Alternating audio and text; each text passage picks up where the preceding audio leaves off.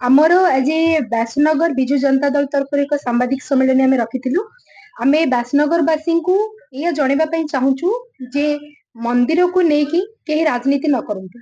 आज व्यासनगर सहर ऐतिह्य संस्कृति परंपरा जहाँ आमर रही आम जगन्नाथ मंदिर जहाँ आमर पूर्वतन सरकार समय पूर्वतन मुख्यमंत्री पूर्वतन विधायक एवं पूर्वतन सांसद निजस्व पांठि अर्थ प्रदान कर मंदिर निर्माण कार्य आरंभ कराइथिले। से कार्य ऑलरेडी 4-5 मास हेलानी आरंभ हो गलानी। आज सकाळे हठात आम जानिबा पाइलु जे वर्तमान सरकार थिबा विधायक से जगह रे आसी शुभ दैछन्ती। तो गोटे आरंभ होइतिबा कार्य रे पुणी थरे शुभ पकाइछन्ती सेटा तांकर इच्छा।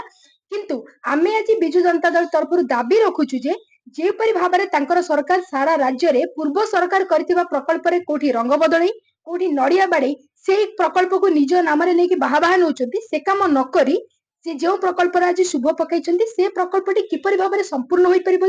किपरि भाबरे तार निर्माण कार्य भलो भाबरे होई परिबो। जेपरि पुरी मंदिर रे आपण जगन्नाथ मंदिर देखुछन्ती सेठी जेंति पार्श्व देवादेवी माने रहिछन्ती नाट्य मंडप रहिछि पुष्करणी रहिछि से समस्त जिंस हमर पूर्वतन सरकार नवीन पटनायक गोटे स्वप्न थिला सेही परि भाबरे व्यासनगर शहर रे जगन्नाथ मंदिर को करिया किंतु दुर्भाग्यवशत आज ये बीजेपी सरकार आसी तेणु आम सरकार को अनुरोध करुचु आम दाबी रखुचु जे से जो कथा कहते दुईटी पद्म दुई गुणा विकास डबल इंजिन सरकार से डबल इंजिन सरकार पाखे आज आम व्यासनगर बिजु जनता दल दाबी रखुची जे खाली नड़िया बाड़े दे शुभ पकई निज दायित्व मुक्ति न हो जातु ए मंदिर किपरि भाबरे अत्यंत सुंदर आ संपूर्ण हो पार से दायित्व भी से नियंतु यह हमर दाबी ए दाबी पई आमे आज की प्रेस मीट करथिलु। राशि आपनकर जे सहयोग करी बोली आमे सहाय्य सहयोग संपूर्ण हाथ बढ़िबा आमे आरंभ रु कहिछु भगवान को लेकी आमे राजनीति करबा पई चाहुना किंबा सी भी राजनीति न करंतु संपूर्ण सहाय्य सहयोग आमे करबो किंतु जेहेतु से सरकार अछंती एटा तांकर दायित्व व्यासनगर तांकर दायित्व तार उन्नतिकरण संपूर्ण दायित्व से नियंतु जदि से न नै पारि कि निजको अपारगत बोली हम आगे प्रमाण करदेबे ताले से दायित्व आमे हाथ हम काउंसिलर मिलित भाव गोटे प्रेस मीट संध्या डका जाइला। आज यार उद्देश्य रही गोटे मूल लक्ष्य रही आपण मैंने जानी आज सका आम व्यासनगर सहर पुराणा जगन्नाथ मंदिर प्रकल्प शुभ दिजार कार्यक्रम थिला। मु आपण माध्यम मोर सहरवासी जनवा चाहूँगी जे जो पूर्व सरकार थिला हमर पूर्वतन मुख्यमंत्री श्रीयुत नवीन पटनायक से तांकर 128 लाख अनुदान राशि मंदिर प्रकल्प देइथिले। एते सहयोग करथिले हम पूर्वतन विधायक एवं चाषपुर पूर्वतन विधायक प्रकाश दास एवं हमर सांसद महोदया निश्चित भाव धन्यवाद जनाऊँगी एवं कृतज्ञता जनाऊँगी। आर श्रेय सबू जाऊँगी हमर पूर्वतन मुख्यमंत्री श्रीयुत नवीन पटनायक सी प्रथम पर्यायर 1,28 लाख देते जे मंदिर सी प्रतिश्रुति देते सर्वांगीन उन्नति फेज 5 फेज पैसा देवे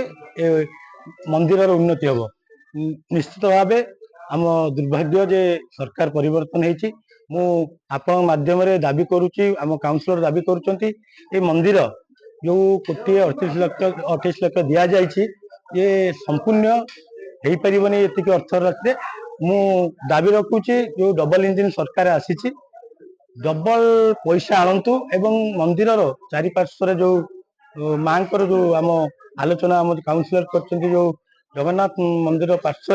विमला मंदिर हो लक्ष्मी मंदिर हो गणेश मंदिर ताहार केमिति उन्नति हम मंदिर आहरी बड़ आकार हम ये मु दाबी रखी सरकार अधिक रु अधिक पैसा आनिकी